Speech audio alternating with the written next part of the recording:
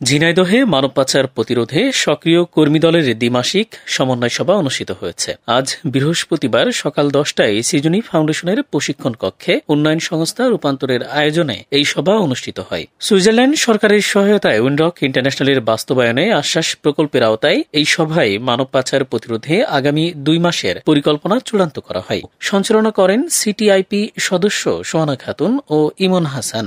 সার্বিক তত্ত্বাবধানে ছিলেন কমিউনিটি ফ্যাসিলিটেটর অনিনেয় বিশ্বাস। সভায় মানব পাচারের বর্তমান ধরন ও কৌশল, দালাল চক্রের বিষয়ে সতর্কতা, সামাজিক বয়কটের আহ্বান এবং জনসচেতনতা বৃদ্ধিতে সক্রিয় ভূমিকা রাখার বিষয়ে আলোচনা করা হয়। কি কি কাজ করি এইগুলো সম্পর্কে আমাদের একটা স্বচ্ছ ধারণা রাখতে হবে। হ্যাঁ, আমরা কমিউনিটিতে কি করি, উঠান বৈঠক করি, পটসং করি, কমিউনিটিতে গ্রুপ ডিসকাশন করি, কমিউনিটিতে ঝুঁকিপূর্ণ কমিউনিটিগুলো আমরা সিলেকশন করি, সেইখানে যারা ঝুঁকির মধ্যে বসবাস করে তাদের নিয়ে আমরা একটা অ্যাকশন প্ল্যান করি, যেটা আমাদের মেহেদি ভাই করেছেন, আমরা ছবিতে দেখেছি। এরকম আর কি কাজ করি, কমিউনিটির যে প্রতিষ্ঠানগুলো আছে, ছোট ছোট প্রতিষ্ঠান, যে ব্যবসা প্রতিষ্ঠানগুলো আছে, সেখানে যে আমরা তাদেরকে অ্যাওয়ার করি।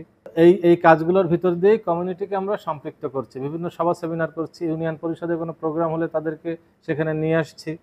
হ্যাঁ, ইউনিয়ন থেকে আমরা, ওয়ার্ড থেকে আমরা তাদেরকে জেলাতে নিয়ে আসছি, মানুষকে সচেতন করছি এবং সেই ঝুঁকিপূর্ণ কমিউনিটিতে প্রতিরোধ গড়ে তুলছি। বিগত বৈঠকের সিদ্ধান্ত পর্যালোচনা ও ভবিষ্যৎ কর্মপরিকল্পনার মাধ্যমে এই সভা শেষ হয়। রূপান্তরের এই কার্যক্রম মানব পাচার প্রতিরোধ ও নিরাপদ অভিবাসন নিশ্চিতে গুরুত্বপূর্ণ ভূমিকা রাখবে বলে মনে করছেন সংশ্লিষ্টরা।